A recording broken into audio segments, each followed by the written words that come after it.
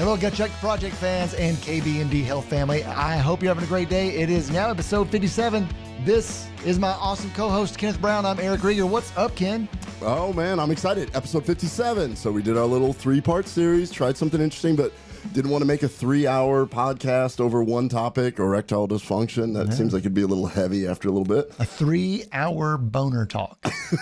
So there's some science behind that one. Maybe a little too sciencey. I don't know. That's I feel like sometimes I go down rabbit holes, and I apologize if I'm too much of a nerd, but you know. We're going to call this episode 2 Scientists, 1 Lab, and we're going to Are you doing a reference on the 2 Bears, 1 Cave? I might be. If you don't know who Bert Kreischer and Tom Segura are, get familiar. But we're going to try to not get too sciencey today, have a little fun with some health science, and probably show a little bit more of just how we talk in the lab. That's really what we got feedback on, right?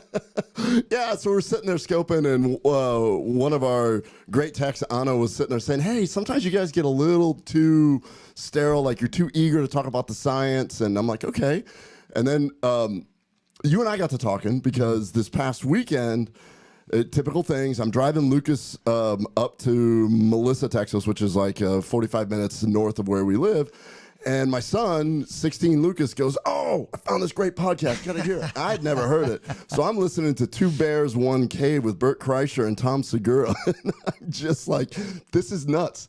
I spend like hours preparing. These guys literally are like, I'm going to get out of bed, not brush my teeth, and show up. And there's a whole episode on just that, not brushing your teeth. It kind of pisses me off a little bit because Joe Rogan and all of his comedy guests talk about how hard stand-up comedy is, and what I see them do is just stand in front of a microphone and party.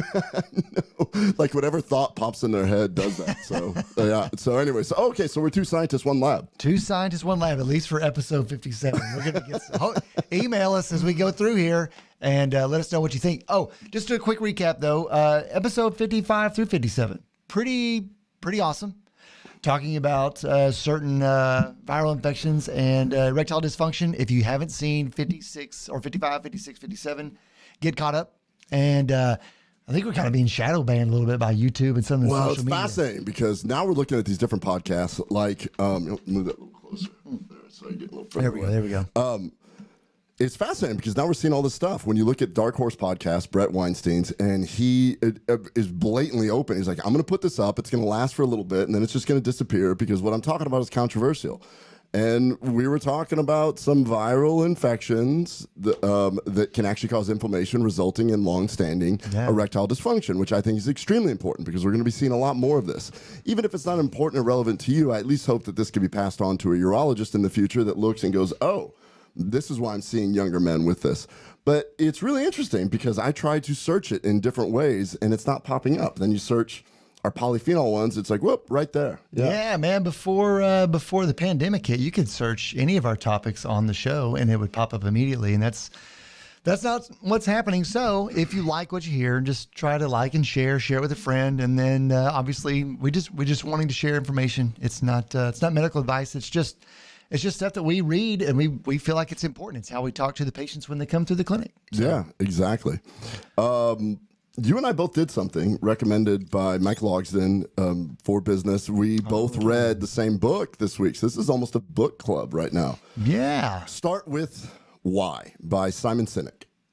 And so I'm going to ask you everything that we do, and it's really fascinating because so much so that Junior actually texted me and said, hey, you should consider getting this for your family.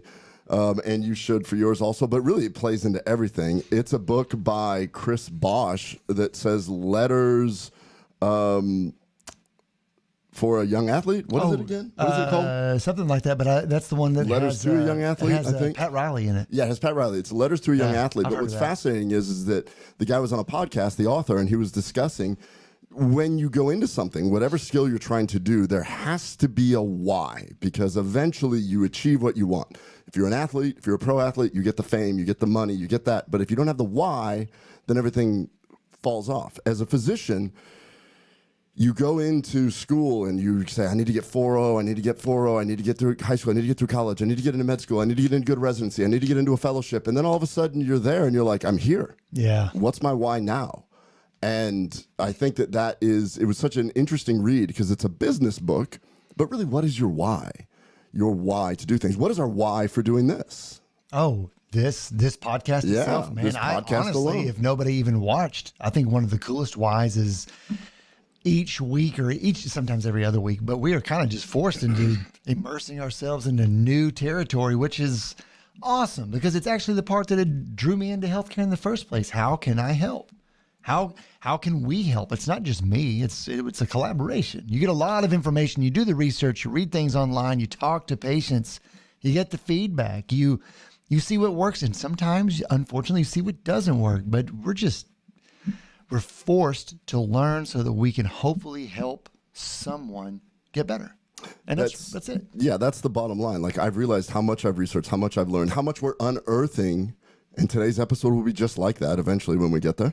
But that's what happens when you show up to 2 scientists, 1 lab. Oh, yes. Happens all the time. Logsdon had a good idea, though, to read that book, and I liked it because it had you separate what why is. Because sometimes you may say, oh, yeah, I know what why is. Why is I need to get down the road. No, that's the how. That's the how. Yeah, you've got to figure out what the goal or the purpose, really, not even the goal, the purpose. A goal could just be a mile marker, but the purpose of what you're doing and why you're doing it. And yeah, Logsdon, good find. I love it because I believe that everything about my life has been about a why, including developing Atrantil, including getting into the CBD world, including trying to do different things. Yeah. There was always a why behind it. But if you're not always thinking about that, you get bogged down by the what's.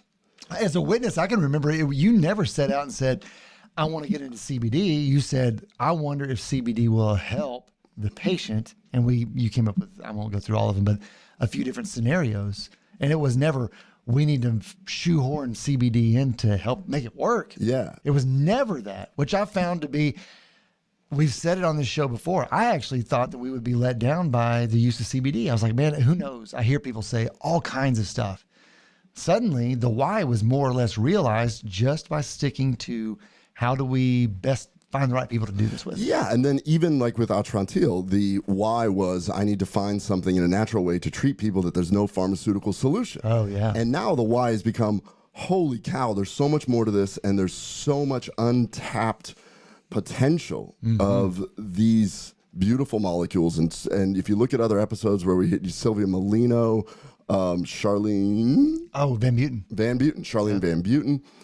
Brilliant scientists, PhDs, and they're teaching us about stuff that I had no idea about, a molecule that I'm wrapping, that I'm going all in on this. And we've got it.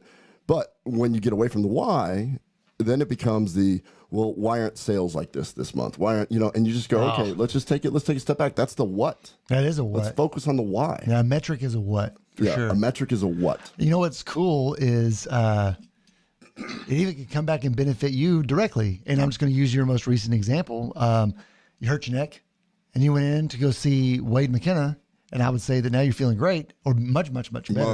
Much better. That being said, if we hadn't been on the pursuit of that why, how do we help people? How do we share that information? I don't think that you would have been nearly as gung-ho to go and see someone like Wade. All right. So bring that up. The only reason why I knew to call Wade is because he came on our podcast. Yeah. Why did Wade come on the podcast? Why did he take a day off of a busy schedule?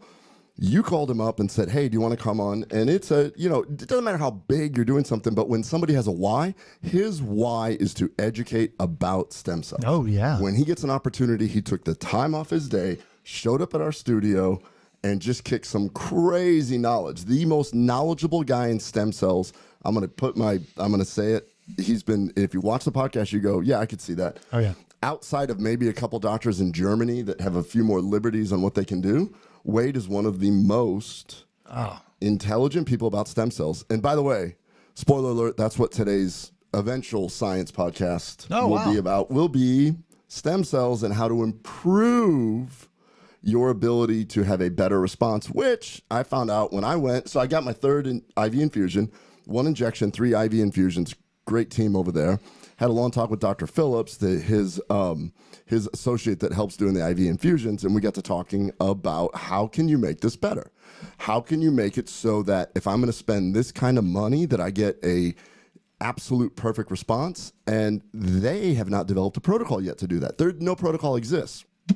got it right here. Yeah. So if you're going to go get stem cells, or if you're somebody that has a doctor that does stem cells, they need to listen to this episode. I think that's awesome. And it's just another point of collaboration. Like Wade will never tell you that he has all the answers, but he will take great information and see how he can incorporate it to basically just help all the people that he's trying to help, patients and otherwise. So, yeah, I think it's a lot like the podcast. Right? Yeah. So, Yeah. So anyways, what's going on with you and the family? How's everything happening? Man, renovation, I don't even want to talk about that. It's just not any fun. You wait for deliveries because there's just certain parts of the country that aren't even producing stuff. They're not making glass. They're not making tiles. So you just sit around and you wait. So we're doing that. We can't get glass for the windows, but we can get tile. Would you mind if we put tile up? Actually, at this point, no. I wouldn't even care at all. It'd be fine to be a heavy window and no sunlight in, whatever.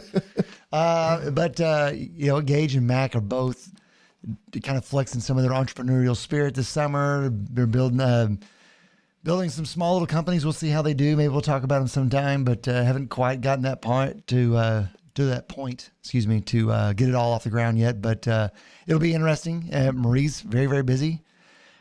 That's pretty much what's happening. It's summertime. Yeah, totally. Typical stuff. This is a big tournament season, so the kids are doing a lot of tournaments. I got to tell you a funny story, though. Uh-oh. So Lucas got into this unusual tournament where if you win, then you get into this next level, like a junior pro tournament. And it was in Little Rock, Arkansas. And so Loida and Lucas drove to Little Rock, Arkansas, and I had the funniest conversation with him.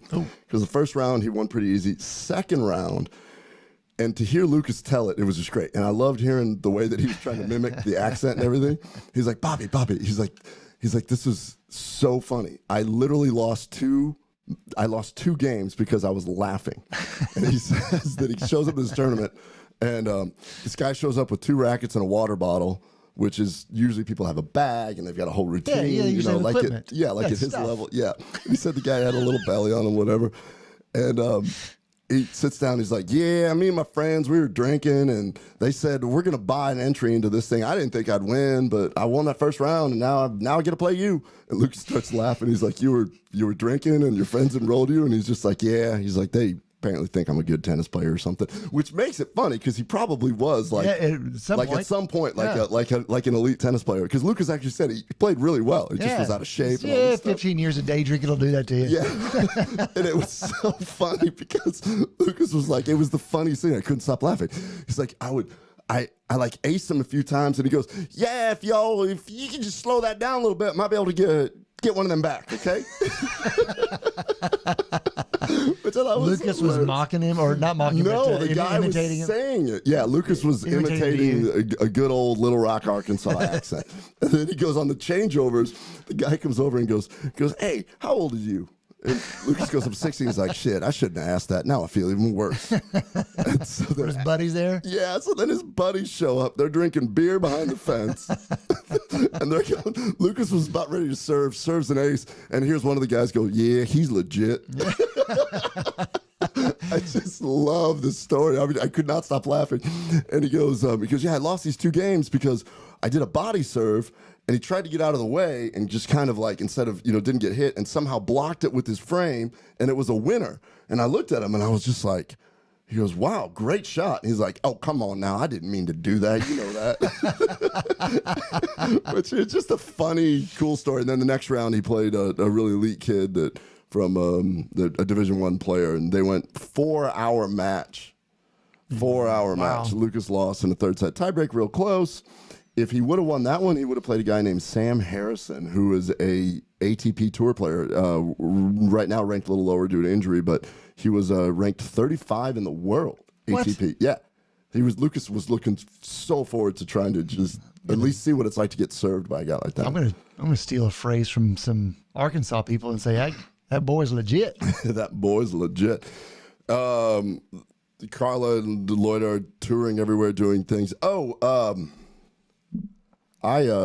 Because of our last 3 episodes, I'm trying to lead my own science behind this. Remember the article where we talked about how arginine plus CBD synergistically opened up? If you look at that, what happens is arginine is what's needed to make nitric oxide, which vasodilates.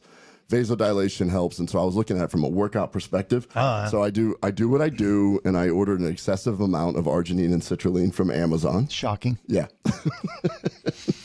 I started doing arginine and citrulline every night. Like, so I do L-leucine which is for muscle. Remember, I'm trying to gain back the muscle that I've lost since my neck injury. And oh my gosh, I wasn't putting two and two together, and I started having the worst heartburn.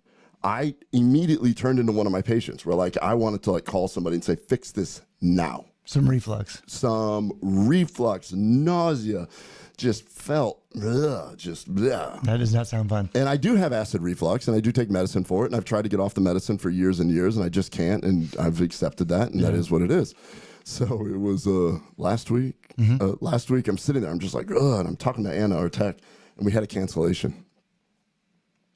And in the way that I do things to extreme, I was like, Anna, go ahead and load up a scope. She's like, no, don't do it. I'm like, we got to try. Oh, I've already heard about this story. Like, I'm worried that I've got I think I have cancer. She's like, you don't have cancer, Dr. Brown. You don't have cancer. You just have some. And I'm like, why in the world would I suddenly have all this reflux? And then she points out, did you do one of those weird things where you went on some weird supplement thing? And I went, I did. But that can't be it. That can't be it. Just go get a scope. So I took the endoscope, and I'm staring at our monitor, and I'm trying to get this thing in, and I'm holding it like this, and Anna's like right there, and she's like watching me, and she's going, because I was like, stop, my eyes are watering, and I'm just like, oh, this is hard. This is why we used to date people, right? No, Ken, you're good. So I eventually got it down, and I did my own endoscopy. So those are, if you've never seen one, those are as big around as probably a pinky, probably maybe a little bit larger than a pinky. Just imagine that going all the way down your throat. Not you. You don't have to imagine. You just did it yourself. I was sitting there, eyes watering, looking at it, and I got Anna over here just going, I'm going to throw up. Stop. And I'm like, This may be the last two scientists, one lab ever. Yeah, I think it is. I think we have to stick with science. Speaking of science, did you see what's going on with N-Acetyl Cysteine? Yeah, I did. I don't really like it. I think it's ridiculous, and I hate the category of conspiracy theorist and tinfoil hat thoughts, all of that kind of stuff. However, for a supplement, N-Acetyl Cysteine, which is an acetylated amino acid, to have been on the market over the counter for almost a full 60 years. 60 years, yeah. 2 weeks ago, the FDA declared it a drug. Now, there's a bunch of different pathways that can happen after it's declared a drug. It could remain a drug over the counter, much like Tylenol, or what the fear is that it will then slowly migrate over to just being prescription, or at least controlled in the way that it's dispensed, like ephedrine or anything else like that. And it doesn't quite make sense other than the fact that you've got N-Acetyl Cysteine back in August or September. I think there was starting to be some leaked research about N-Acetyl Cysteine was actually proven once again, and it made sense. You know what? Let me back up a little bit further. About 4 months or 5 months before that news came out, we put together a protocol of supplements that we felt like could benefit people who were suffering from COVID episode 3, I think, or 4 or something. And N-Acetyl Cysteine, or NAC, was a part of that.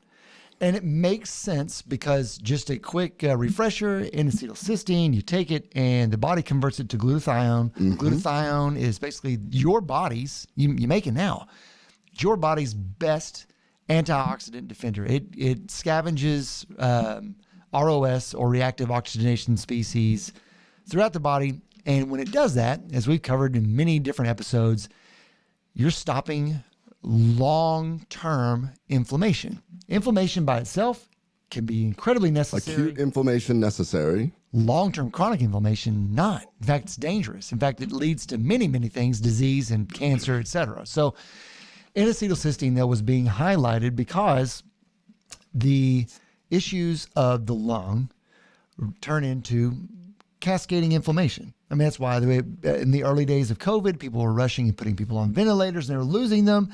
However, the problem became that it was just out of control inflammation. And it almost became a point where the inflammation was beyond the acute infection of the virus. Now it's the body just attacking itself.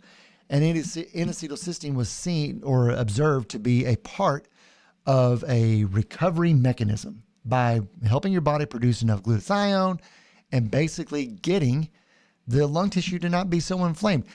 NAC is known as both a pulmonary protectant as well as a hepatic protectant. And you know a lot about this, of course, and you can speak to it.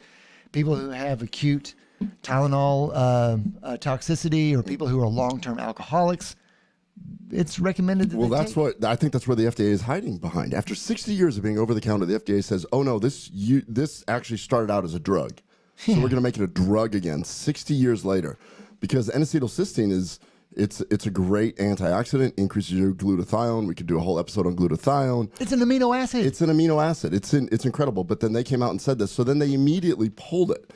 So I went on. No, to be clear, Amazon did. Amazon did, and maybe a couple others. There are still Walmart. Still, actually, this morning Walmart still has NAC available. I just want to point that out. And then I talked to one of my patients who's a very high level pharmacist, and she said, "Yeah, I believe that it appears that some drug company may be using it in conjunction with something else, so they're trying to get it so that they can." It's garbage. And man, I panicked.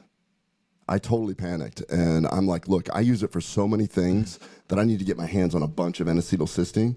So it's the first time I've ever done it, but I went to the dark web. Are you familiar with the dark web? Yes. I went to the dark web and I ordered a bunch of N-Acetyl Cysteine. And I give it to my employees. So I gave it to Nizreen, who's my medical assistant, fantastic employee.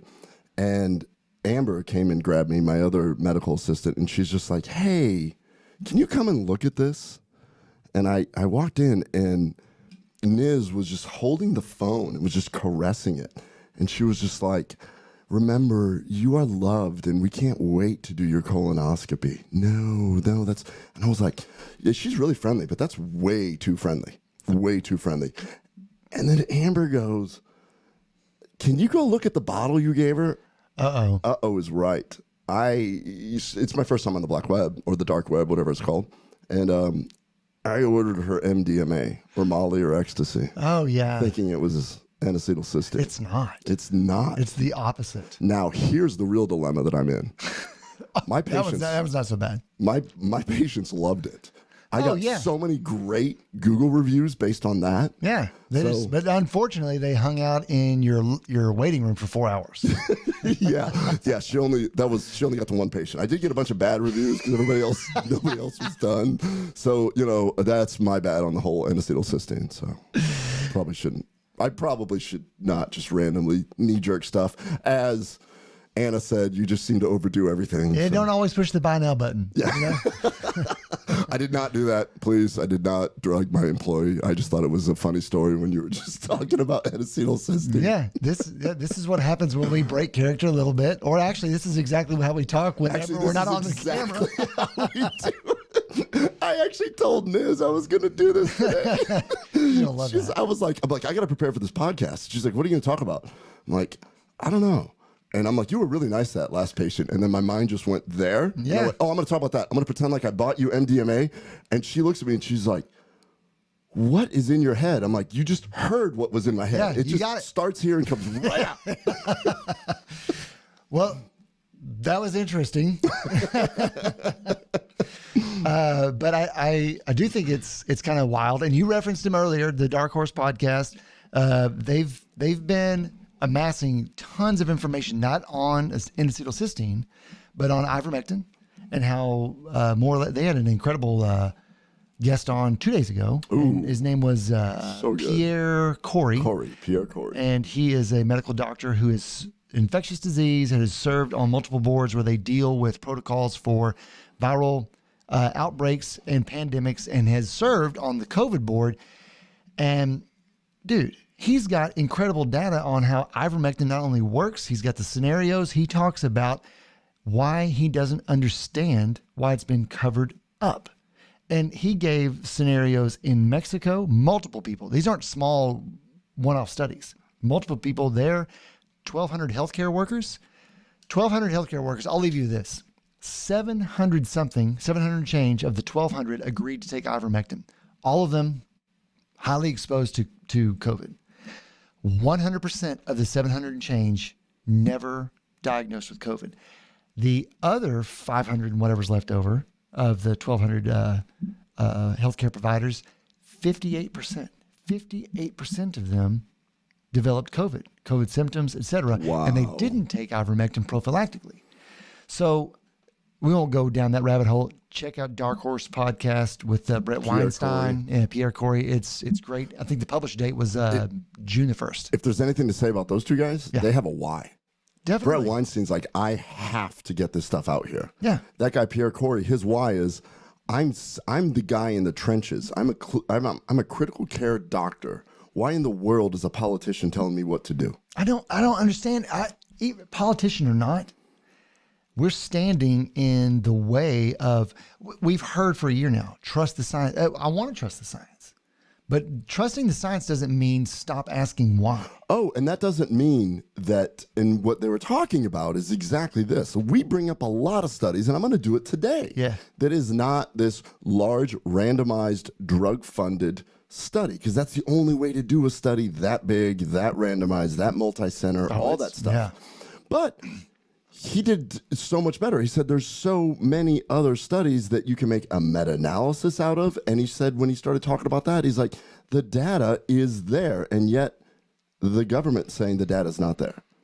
Like every time, if you look at any of our podcasts, it's completely based on studies. Everything is based on studies. From it is not conjecture, it is not opinion. It is like, look, this is the study. Yeah. And that's what we do. And that's what he was saying. I think that's a responsible thing to do. I mean, if we're going to talk about subject matter and there happens to be hypotheses around them or what's going to happen, let's talk about what we actually know or have observed. And you, man, yeah, sometimes you're going to find a paper that later on is going to be found either wrong or not exactly on the nose. But as long as the data in there is honest, it's worth talking about. And what's crazy is vaccination or not for COVID. I think that's a personal decision, and they talked about it on there that you take a risk analysis. And there are some people that it may be perfect for. There may be some that aren't, and we're not going to get into that today. However, the narrative from the government or politicians specifically seems to be trust the science, get the vaccine, and then when you turn it around and say, well, ivermectin has a high safety profile and it may work also, their retort happens to be there's not enough data. But there was never enough data. And there actually was on a brand new MRI. Yeah, I mean, I don't want to turn this into that, but sure. this is stuff we talk about Constantly. all day long. We talk about it constantly. Like, look, why can you say there's not enough data there, but then you can say that, just do this. And I get it. We have to get our country back working, and I get that we all have to have some semblance of comfort. And by saying that what did I just see? I just saw something that you can, like so many places are saying, the mask mandate is still in effect unless you've been vaccinated. If you don't wear a mask, we're assuming you're not vaccinated or that you've been vaccinated. Like this is like the new rhetoric everywhere. Yeah. So it's basically saying, well, anyways, I don't want to go there, but it's just weird. It's just weird. Yeah. It's plain weird. Doesn't make sense. Doesn't make sense. It's like giving your employee MDMA, Molly, instead of N-Acetyl Cysteine. It's weird. I've heard of someone doing that. I don't know. You know what else is weird? What's that? Since we're talking podcasts, so I was watching Joe Rogan. Yeah. And he had on, I actually like the jiu-jitsu podcast. I know that you kind of prefer the non-MMA stuff, but I kind of like that where he'll have John Danaher and these people. And well, he had this guy on named Gordon Ryan. Gordon Ryan is currently the world's, and many people consider the best no-gi jiu-jitsu submission specialist. He gets on there and starts talking, and Joe's like, oh, so Gordon, tell us about your gut issues. He's like, well, I got a bad staph infection. like a year ago, and I took like rounds and rounds and rounds of antibiotics, and then I just started developing these severe GI issues, and now I've been diagnosed with this thing called gastroparesis, which is your stomach doesn't empty, and it's horrible because every time I eat, I bloat like crazy and I stay full for hours. And he's like, and I've been all over, and they just tell me, well, that's just part of they say I have irritable bowel and things like that. And Joe's like, if there's any good gut doctors, let us know. And I was just screaming. I felt like that stupid Progressive commercial where Flo and them are on the beach. And have you seen that? No. It's really stupid. I have a Roku now, and you can't fast forward the commercials, on some of the shows. So it has the whole Progressive team hanging out on a beach. And Flo's sitting there, and everybody's like, yeah, it's nice to not work and just hang out at the beach. And then, like, there was a man and a woman talking. She's by her boat. The other guy's by his camper. And she's just like, man, I love my boat. He's like, I love my camper. He's like, yeah, but, I just wish I could put them together like in a bunch or something. And she's going, it's called a bundle. It's called like she couldn't hold back, and she ran out and tried to sell insurance to him. And so that's how I felt. I was like, I'm screaming into the thing. I'm like, this could be SIBO. You haven't even talked about SIBO yet. You haven't even discussed it. That's what's causing your gastroparesis. So when you have gastroparesis, it could be, if you don't have diabetes or another neurologic reason to have it, it could be that your small bowel, when it dilates because you eat and it becomes distended, it tells your stomach not to empty. Yeah. I have all kinds of patients that actually are diagnosed with gastroparesis. I treat their SIBO, and then the gastroparesis goes away. Oh, that's nice. And so I was just sitting there. And then on the most recent episode, I just cringed. Joe's like, yeah, my friend Gordon Ryan was on here, and he's going to go. Somebody stepped up to the plate to help him, even though I know that Mike Logsdon tried to offer him Atrantil at a seminar once, and I DM'd him on Instagram and haven't heard back yet. But anyways, so he goes, yeah, my friends, what they're going to do is stem cells and BPC 157 peptide, which we'll eventually do a whole show on peptides. And I was just sat there and I went, huh. Because of that statement, I'm looking at this and I'm like, stem cells for gut health, which could be fixed by taking polyphenols. What is the relationship? What if we developed a protocol pre and post stem cell? Is there any science on it? Yeah, we kind of kicked that around a little bit. And that's where the two scientists in one lab comes in. Right. So I got some pretty cool stuff to talk about today. So even if you're going to ignore my DM, Gordon, you should at least listen to this part here, because if you go get stem cells, I can make it so it's better for you. So, all right. Stem cells, which we've talked about for my neck, which we had one of the world's experts on, Wade McKenna. If you go on like DuckDuckGo or someplace where it isn't really kind of controlled, you'll find studies on Alzheimer's, autism, multiple sclerosis, congestive heart failure, erectile dysfunction, liver disease, hypertension, pulmonary issues, goes on and on and on and on. And one of the things that I was looking at, and then you go to the FDA and you're like, why in the world is this not being talked about more? Why in the world is this not being discussed more? And you could look at the political reasons as to why, because stem cells, and we won't get into that today. But if you go to the FDA's website, what they do state is there is no science behind it. And then the one thing that even Andrew Huberman talked about on his podcast was stem cells. The problem with stem cells is they can also make cancer cells grow. Yeah, there's a caveat to that, but yeah. So that's what I want to talk about. So what is the biggest risk of these stem cells? Now, if you could look on Netflix, there's one of those documentaries where they discuss how stem cells caused infections. It all came out of one lab, and it was 18 people, millions of stem cells done. So I'm not even going to throw the infection thing out there. So let's just address this whole thing of stem cells and how can you make them better, one, and how do we decrease the risk of promoting tumor growth? Okay. So that's what today's podcast really is, after we've discussed a lot of random things. So, Wade and any other person that actually does stem cell therapy, listen up very carefully. If you're somebody that's going to get stem cells, listen up very carefully. Very easy, based on science, once again. All right, so let's look at this. I found an article where it looked at condensed tannins from cinnamon, where what they did is they showed that by taking condensed tannins, cinnamon tannins, like quebracho, It promotes migration of stem cells and accelerates wound healing in mice. So what these guys did is that they showed that it's called mesenchymal stem cells, which means the stem cells from the bone marrow. This isn't exogenous. Bone marrow stem cells migrate in accordance to the location based or aided by the condensed tannins. And what they did is they analyzed the effects of the cinnamon tannin on mesenchymal stem cell migration in vivo, meaning that they unfortunately caused an injury in a mouse. Mm-hmm. They caused a skin injury, and then they demonstrated that the mice that got actually, I think they stimulated stem cells. They did something where they could show that the stem cells did this. Either they gave it to them or they stimulated it. But they showed that in the mice that the stem cells from the bone marrow more readily went into the blood and then accumulated in the area where the injury was. Okay. More so than the mice that did not have the cinnamon tannin given to them. So so I can follow exactly what you're saying. Obviously, if you're trying to heal an injury with stem cells, you want to make certain that they concentrate where you want them.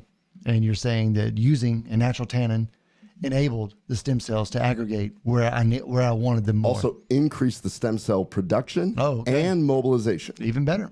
So I got more of them, more in the right area, and more efficiently. Exactly. And what they showed is that once in the animals that they give the cinnamon tannin to, they showed that following the condensed tannin treatment, there was more angiogenesis, increased blood flow, increased blood, not just blood flow, but vessels. Blood vessels. Yeah.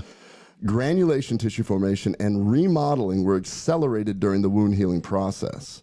And what they believe is that the cinnamon tannin promoted tissue regeneration attributable to the mesenchymal stem cell-induced tissue repair. So in other words, they believe that the tannin resulted in greater stem cells going to the proper area, which is exactly why when I got my neck injection, I did a 5-day fast leading up to it, followed by eating, and I took condensed tannins the entire time and continued to take them. So I'm super excited to see this. So the conclusion of these scientists were the results demonstrate that the cinnamon tannin promotes mesenchymal stem cell migration in vivo and accelerated wound healing. And the key here is that the structural features of the flavonoid, the type of polyphenol, is the key. It is critical to their effects in both the migration and the location of it. So not just any tannin will do. Not just any polyphenol will do. Not any polyphenol will do. But it has to be a flavonoid comprised of proanthocyanidins. In other words, groups of flavonoids. We say it all the time. Large, stable polyphenol helped wound healing through stem cells. Makes sense. Once again, it's a demonstration, I believe, of your gut bacteria taking apart the large molecule and using the after products, the postbiotics as the body needs. Correct. Yeah. Makes sense. This science is out there. Very congruent with where we've been here recently. Yeah, I know. And I can just see somebody that's in the stem cell medicine just standing up and screaming at us like I screamed at Joe when I was like, it's SIBO! It's SIBO! He's just like, but you can't give it to everybody because that'll just increase the effect and the stem cells will migrate to cancer and make cancer grow more. Ooh, I bet you there's something more to that. But wait, there's more.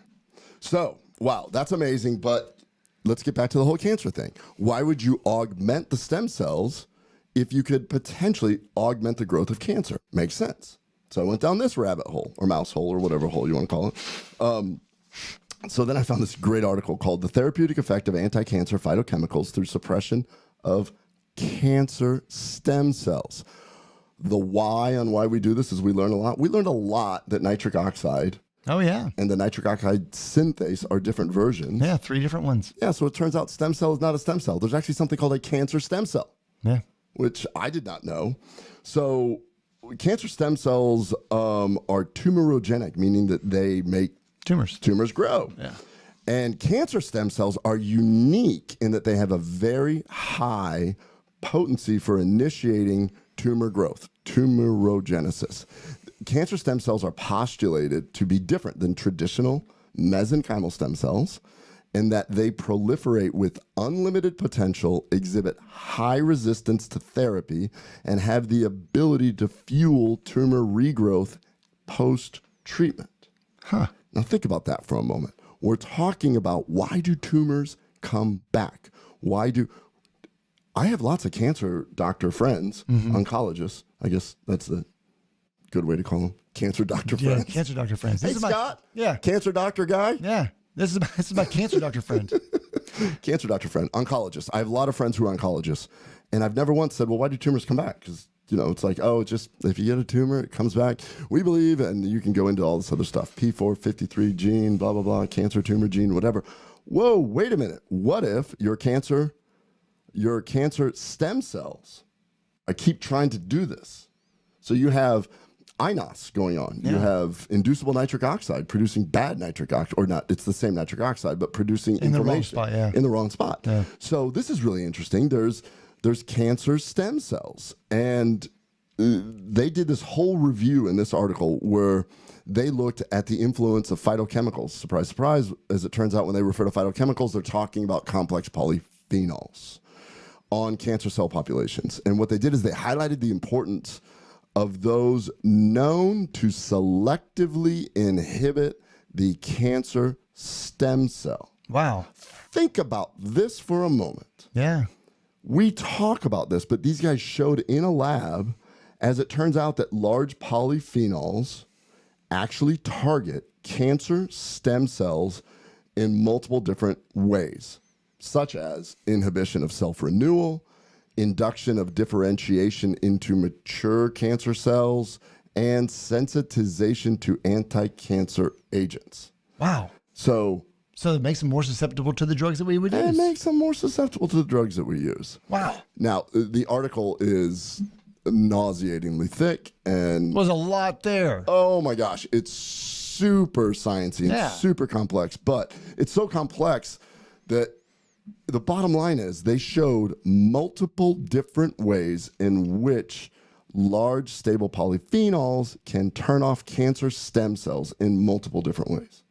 It was so wild. So polyphenols are good. Polyphenols good. And then I never thought about that when we talk about stem cells, cancer stem cells are different than mesenchymal stem cells. Yeah. Yeah, so, I hadn't thought of that at all. Didn't know that. I know. And so, but I know that maybe not the same guy, because he's already, I don't know, what did he do? Did he throw down his glass and scream at his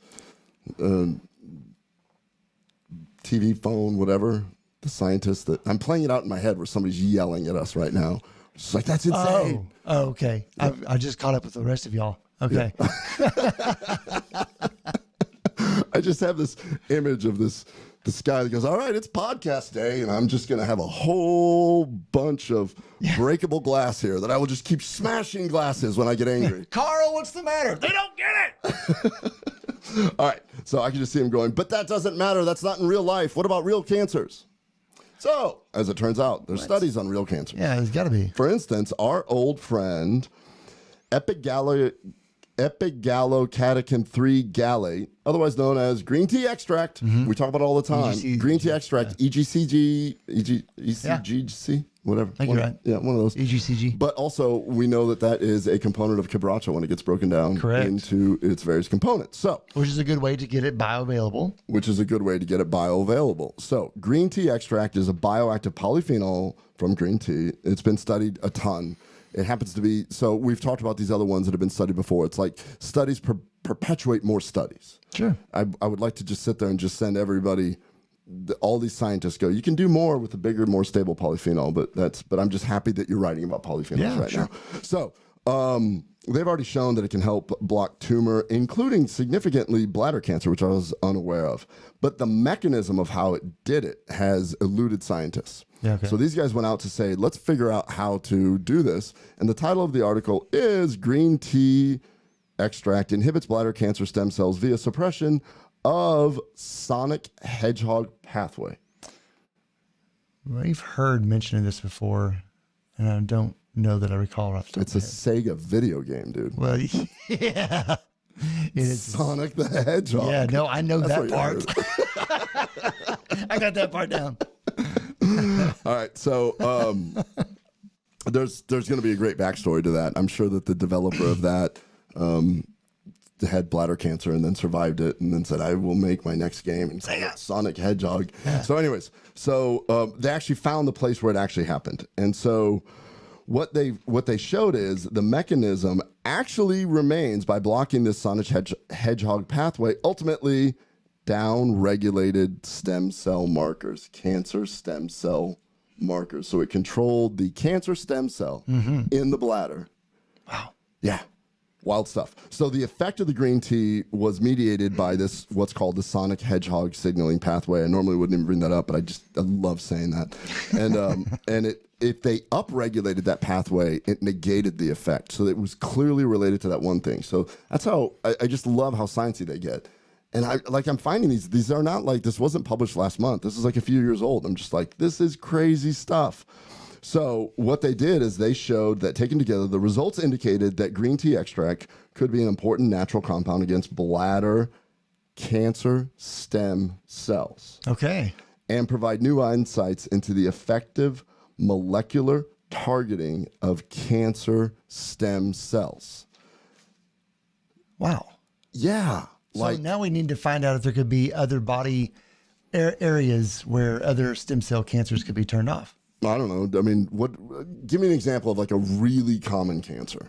A really common cancer? I don't know. Colon cancer, breast cancer. Breast? Did you say breast? Yeah, you said give you a common one. Yeah. Okay. Breast cancer is really common. And the anti-cancer effect of polyphenols against breast cancer and cancer stem cells, molecular mechanisms. That was another article. Oh, really? Oh, you're not making that up? I'm not making that up. I was just waiting for you to say breast. Oh, yes. It was on my mind. No, but for real, breast cancer, we know, is a huge, huge issue. And what I think one of the biggest things is when people, when we have a lot of people, all of us have had people very close to us that are dealing with or have dealt with breast cancer. Right. And it is a very serious thing. This is interesting because looking at the therapy of going after these cancer stem cells may be a really interesting therapeutic approach. So these guys, what they did, and I don't know, these guys, girls, whoever, this was ridiculous. It was like a 50-page review. So this one wasn't so much, this was like a meta-analysis. Like we discussed, meta-analysis is a compilation of this. It was a review. It's like, it's somebody's opus, clearly, because they spent forever. And I mean, this thing was detailed. So I just laughed because the opening paragraph says this. In this review, we will provide a brief overview of polyphenol structures and classifications, as well as the carcinogenic process of breast cancer. Brief included nauseating graphs. It's like it's that insecurity dream. I always have like a calculus test that when I'm like super stressed, I'm like, oh, I'm back in math class. That's what I felt like when I was reading this. What they really got into, and so to summarize it, and this is, if the person that wrote this article listens to how I summarize it, they're going to grab that glass and just smash it. And I suggest that you wear safety goggles if you're going to be breaking glasses at our podcast. Yeah, don't. You should do that. Yeah. I don't want anybody getting hurt. All right. So what they did is they looked at the interplay between autophagy and apoptosis in the anti-cancer activity of polyphenols. And in addition to that, the potential polyphenols to target cancer stem cells via various mechanisms. The next 49 and a half pages, we're discussing all those mechanisms. To summarize it, polyphenol research is considered a very promising field. We've discussed this, and I really do think that the future of medicine is heading towards these polyphenolic compounds. Definitely. In the setting of a proper microbiome. Sure. If you have dysbiosis, you may not be achieving the greatest result from eating a very high vegetable fruit diet. If you have a proper and very diverse microbiome, all of these things can actually be achieved while having enough of these polyphenolic compounds. So these are a few of the things that they showed in tremendous detail. So each one of these things actually includes several pages of mechanisms. Modulation of reactive oxygen species. Dun, dun, Yeah. We've heard that before. Important. Modulation of inflammation-related factors. Okay, so So cytokines. we've always talked about it as inflammatory cytokines, which is why when I see inflammation, I automatically just go inflammatory. And what are we going to talk about with the inflammatory? What's causing the inflammation? Modulation of estrogen receptors and aromatase inhibitors. That's one which is really interesting because that could be one of the reasons why polyphenols are good for sport, because you actually increase your testosterone production if you're blocking the aromatase, which converts testosterone to estrogen. Interesting. Yeah, that was kind of neat. Modulation of apoptosis. You always define apoptosis on this podcast. That is programmed cell death. Programmed cell death. Modulation of signaling pathways related to cancer stem cells, which took up about 4 pages of this article, describing very specifically how these polyphenols suppress the cancer stem cells from proliferating and causing what they do. This is important. Super important. And then I know these guys know their shit because the final one was modulation of the hedgehog signaling pathway. Oh!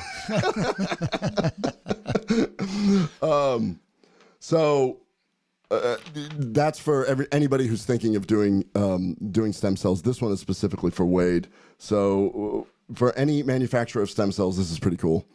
I'm going to kick it up a little bit and get a little bit more sciencey. But the way the stem cells are currently done is that they actually grow them, and it's the number that makes the most important thing. Wade talked about the quality of stem cells that you get is super important. How it's grown, how it's harvested, how it's done, all this stuff. And delivered. Yeah, for sure. So these guys showed that resveratrol, another polyphenol, enhances the functionality and improves the regeneration of mesenchymal stem cell aggregates, specifically cell aggregate or cell sheet engineering. And what they wanted to see is that if you actually bathed these stem cells in resveratrol, that it showed reliable and extensive rejuvenative activities that have received increasing clinical attention.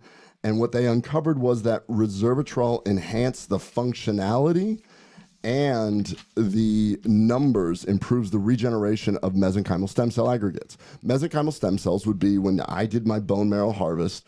Dr. McKenna took my bone marrow, mixed it with stem cells so that it would be there. So what they wanted to show is that they were able to unravel a novel method for using what they called pharmacology, but it's resveratrol-based cell aggregate engineering to improve the functionality and facilitate the regeneration of these.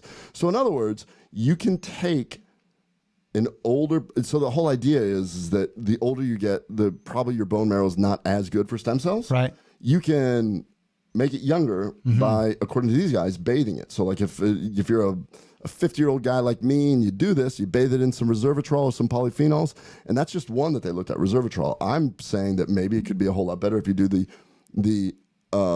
equivalent of a large stable polyphenol that has been broken down. But it's fascinating science. The why of why these guys do things is cool. So, to summarize, if you're reading about stem cells, one of the main concerns is that it could stimulate cancer growth. It is a pluripotent cell, meaning it could potentially go where it needs. What these articles kind of summarize is that if you have an injury and you take polyphenols and you get stem cells, it goes right over here. We want all these stem cells right here. And by the way, we need more and get them into the bloodstream to get them over here. Yeah. That's one. And then the other one is, if you're worried, at least according to this, that, well, I'm really scared because I don't want to have stem cells and then develop a cancer. Well, one way to at least, according to these studies, decrease that risk is to take these polyphenols so that you can actually suppress the cancer stem cells themselves. Right. So, like me, I got my stem cells, and that was actually brought up to me by several people. They're like, oh, aren't you worried about getting cancer? And I'm like, well, I worry about getting cancer every day because I'm a doctor and I see cancer. And every time you do that, I remember talking to one of my cancer doctor friends. What are they called again? Oncologist? Oncologist. I remember asking him. I was like, dude, how do you do this? Like, you find 45-year-old men all the time with pancreatic cancer. He's like, oh, I get pancreatic cancers 5-6 times a year because it's, you're exposed to it. You're like, oh my gosh, that's me. Like every time you see something, it's like, oh, that's scary. Yeah. So anyways, I just thought it was really interesting because when we talk about this, I really believe that there should be some sort of protocol. If I'm a stem cell doctor, I'm putting people on a complex polyphenol blend like Atrantil while you're doing it. Why? So that you get the most out of your stem cells, and we know that it's going to go to the area that it's needed, and there is at least some rationale that it could suppress tumor growth. Think of it like this. After hearing all of this, I already kind of put it in this, what I think is an easy to use box for a metaphor. If you're going to do something, let's say that you've committed to being in a sport, and you know that in order to compete on the day of competition that you would need to make certain that you have a good night's rest and that you've trained, that you probably know a little bit about the opponent regardless of what it's going to be. You do all of these measures to optimize your ability to win. If you're committed, on the other hand, to get stem cells for a particular injury or whatever it is that you're trying to improve, give yourself and your body the best chance to do the best that it can with stem cells. And basically, this is prepping your body to do that. I was thrilled. Our why for this podcast is if I can help one person get a better benefit from their stem cell, that's my why. I think, 100%. I think that stem cells has a gigantically bright future just from people that, not just you, but people that we know. My mom got stem cells from Wade for her knee, and she's doing fantastic. And sorry, Mom, not athletic, okay? So it's not like that she went out of her way to do a bunch of... Have you seen her Instagram recently? Yes. She just ran an 11 second 100 meter. Squatting 2,700 pounds. Yeah, whatever. But there are some anecdotal, and then there's some large scale studies around stem cells. They do some great work. But like anything, it's new. There are things to find out how, and they're always going to try to find out how can you make it better. Wade specifically talked about how some people are screwing up by utilizing lidocaine on the injection whenever they're placing the stem cells. Well, he doesn't do that. That's an improvement in the therapy. This is an improvement in the therapy, potentially. Potentially. Yeah. Yeah. I mean, I'm the first one to say that I've had I've no pain. And now I'm wondering, I'm like, did I really recruit all the stem cells that I got that day and have gotten and continue because I continue to take my polyphenols?